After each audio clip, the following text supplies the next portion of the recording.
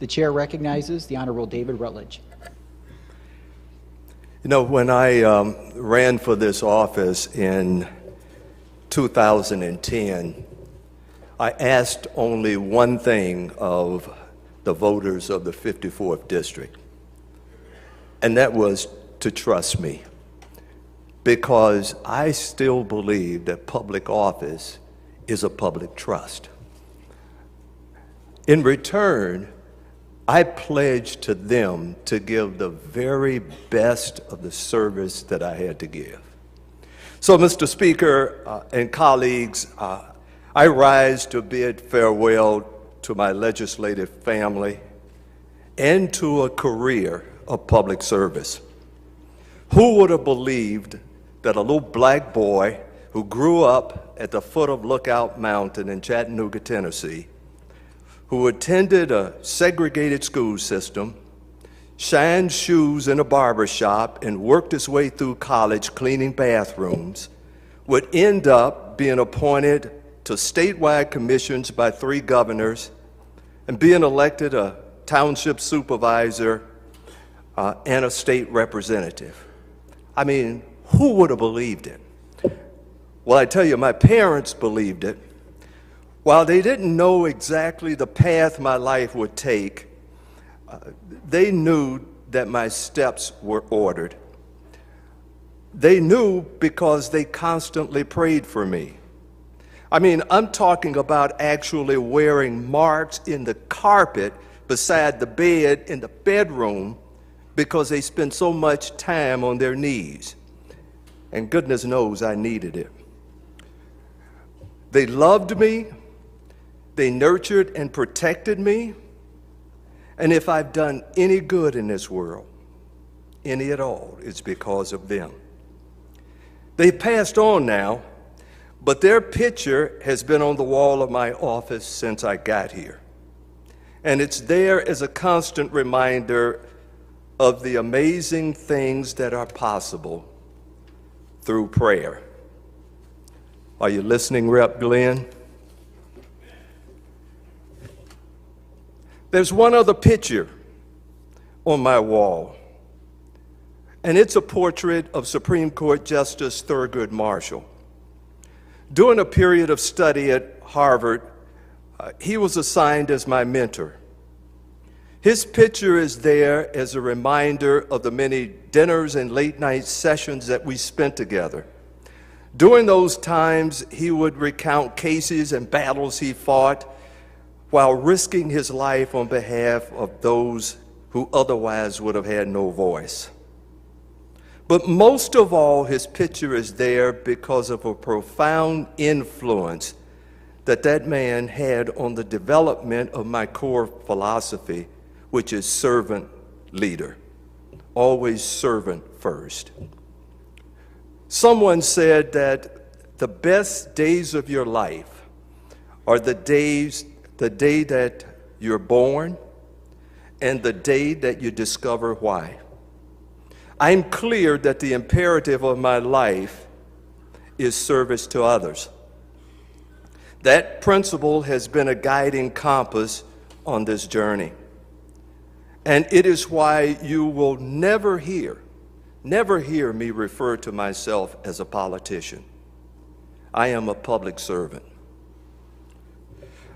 As I prepare to leave public office in this amazing place, I will take with me something from each of you. I am a better person because our lives touched. Now, my dad has passed away now, but I tell you, for a good long while, any work that I did around my house, I would wear his boots, his work boots. And I wore them until I actually wore them out. But the reason I was doing that was because I wanted to understand how it feels to walk in somebody else's shoes. And every time I put those boots on, every single time, I would remember some life meeting story that he would share to me while he was wearing those boots. And you don't know it, but that's really what I've been trying to do with each and every one of you that I've spoken to or that I've touched. I mean, I've really been trying to, over these last 6 years, to walk in your shoes. I mean, to understand our differences, but to also find commonality. Trying to walk in someone else's shoes, I can tell you, comes with some risk. For example, former State Representative Dave Ajema and I have some things in common. We were both Air Force officers, and I wanted to know him better. So one day after session, he said, let's walk over to my office, and I got something I want to show you. So he had some pictures on his wall that he wanted to share with me. So we got to his office. He proceeded to take off his coat, and when he took off his coat, a pretty sizable handgun fell out. And so we were both standing there looking at the gun and then looking at each other. And so he said to me, he said, I do have the safety on. So, I mean, it was at that point that I discovered that we could carry weapons on the House floor. But thanks to you, Sergeant Dixon, and your team for the pride and professionalism with which you keep us safe. I have never, ever felt the need to carry a weapon in this place. You were certainly on point, you and your team, during one late night session when you had to move quickly to separate Representative Santana and Nathan from what Representative Santana would now have us believe was him just showing some tough love to Rep. Nathan. I have also now, I haven't walked in Rep. Podvin's shoes, but I have worn his coat. And I'm going to tell you, it's the very coat that he has on right now. It was a perfect fit, and I was proud to wear it. But Phil, I got to tell you, you forgot to check the pockets before you gave it to me. I mean, all of this time, I thought you were only taking pictures that were PG rated.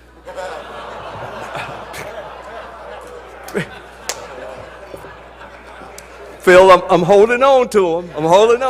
Don't worry. There's no worry. I have so many special thank yous. I just can't get to all of them. But just based on the time that they've given me, and I've probably gone over it already. But thank you to the Democratic Caucus Central staff. I mean, these are some special, talented people. I've never worked with a group of people that were more talented. I got to give a shout out to Rep. Stamas, who's now Senator Stamas. During the time that we shared our common duties on the floor here, it was always civil and nothing but a gentleman.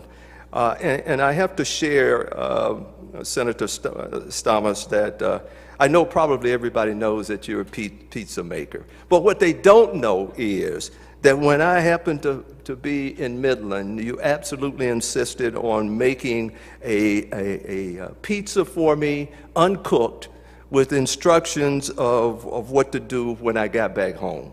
I mean, I just think you're a fantastic person.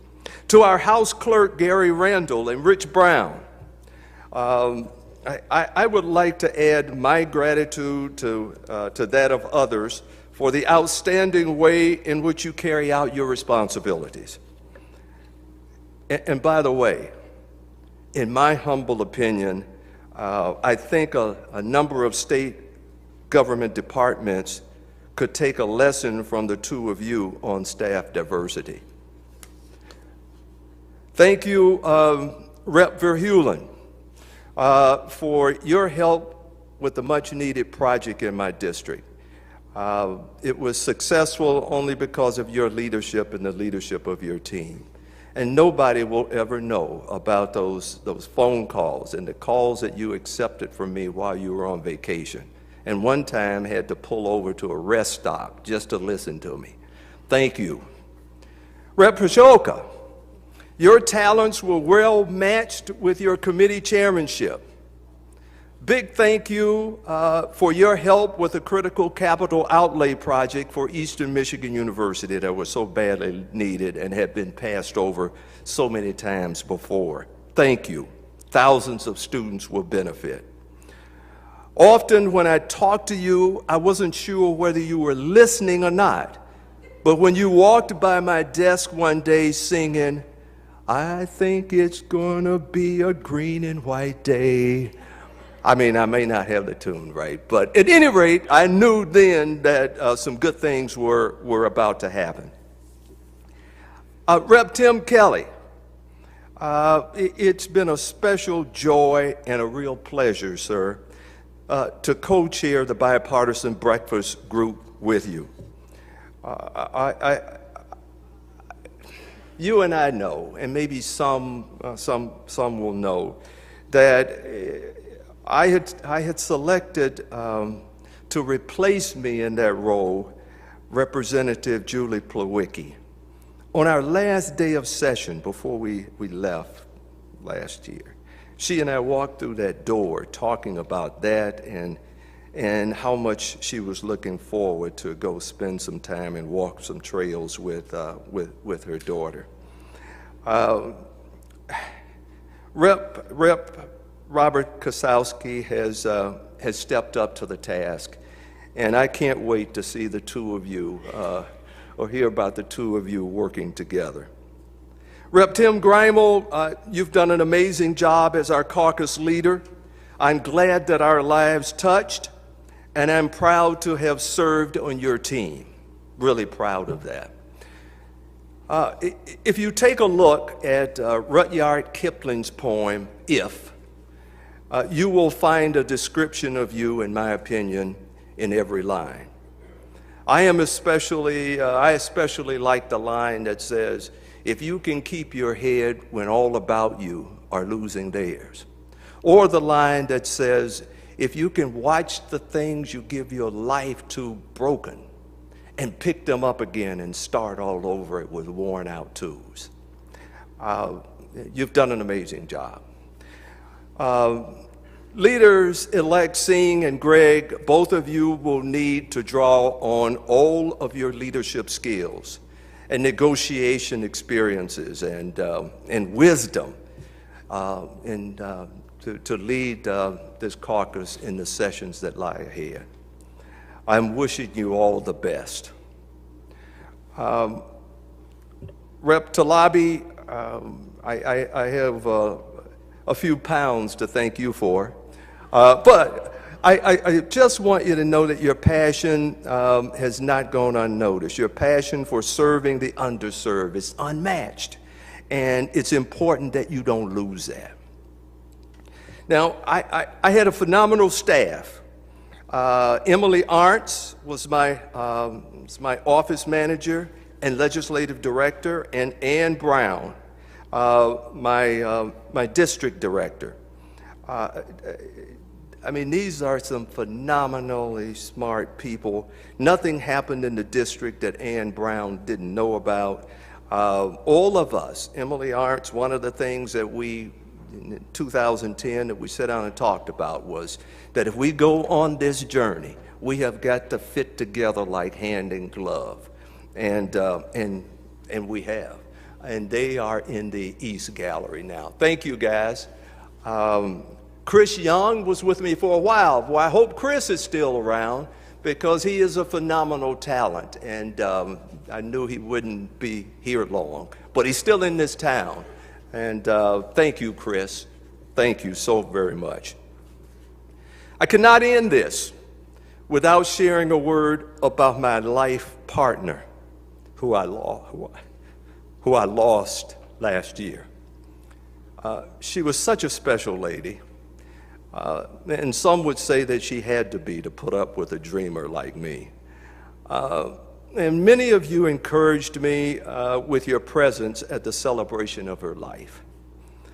A special shout out to Sherry Gaydanyogo, who at great sacrifice cut a trip that she was on short to come back and add her melodious voice to the celebration of Jerry's life. Thank you.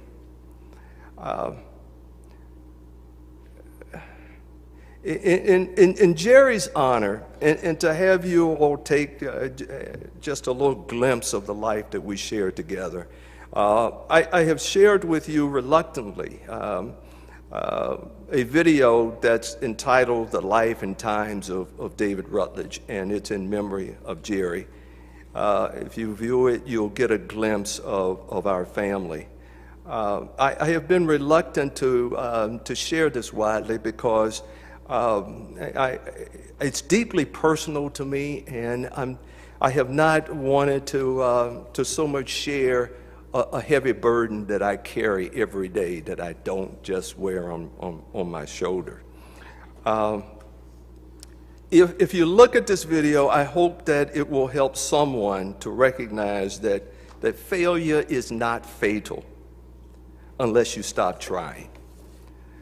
So if I were to sum up my feelings right at this very moment, I'd use the words from Edward Fitzgerald's epic poem, the Rubaiyat of Omar Khayyam. The moving finger writes, and having writ, moves on. Nor all thy piety or wit shall lure it back to counsel half a line. Nor all their tears wash out a word of it. Colleagues, during my time here, all I've tried to do is write an example of humility and integrity.